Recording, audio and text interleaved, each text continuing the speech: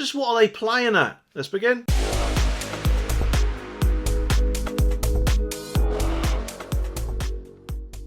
The article says that BBC viewers were left divided on Tuesday night as Shamima Begum returned to our screens to share her story 9 years after she left the UK.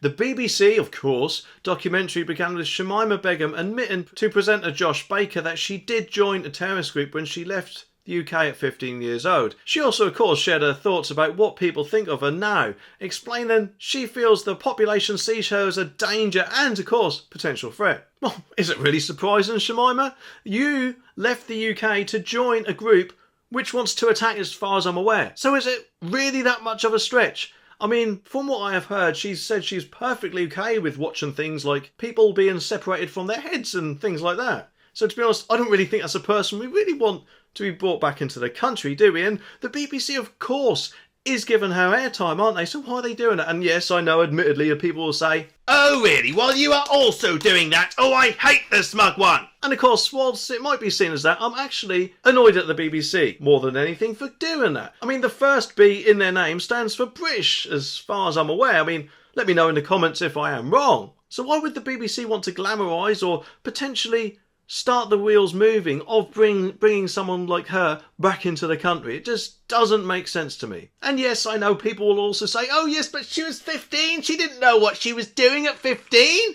But of course, whilst they say that, they don't say that of Greta Thunberg when she was 16. Oh, she's look how grown up she is at 16, they say, don't they? So you can't have it both ways, can you? Think about it. Surely if Shamima Begum was a poor 15-year-old who didn't know what she was doing, then presumably, in that case, Greta Thunberg will also be a silly 16-year-old who don't really understand or know what she's talking about. But that doesn't really sit how all the lefties and environmentally friendly people sit, does it? That just makes me wonder what's next, to be honest. I mean, let me know in the comments what you think, but the BBC do need to read between the lines and not glamorise someone who seemed to have no issues with what the terrorists were doing and fully complicit in some of those things. There is, of course, a licence fee, but that is for another video. However, many fans took to social media to air their frustrations with the BBC for giving Shamima a platform. User Sam Ahmad 1973 said Shamima Begum's story on BBC Two at 9 PM. "I for one will not be watching that piece of crap.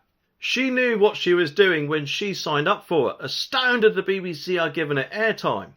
At BBC, the Shamima Begum story, why you wasting licence fee payers' money? She knew what she was doing." And of course, at Joe90 fumed, although other viewers found the programme strangely insightful. I personally think it's a complete disgrace and just shows what the BBC presumably thinks of our country, in my opinion. However, maybe the BBC might want to make it up with the way in this video, but to be honest, it's a little bit desperate if you ask me. Anyway, subscribe for more, and I'll see you soon.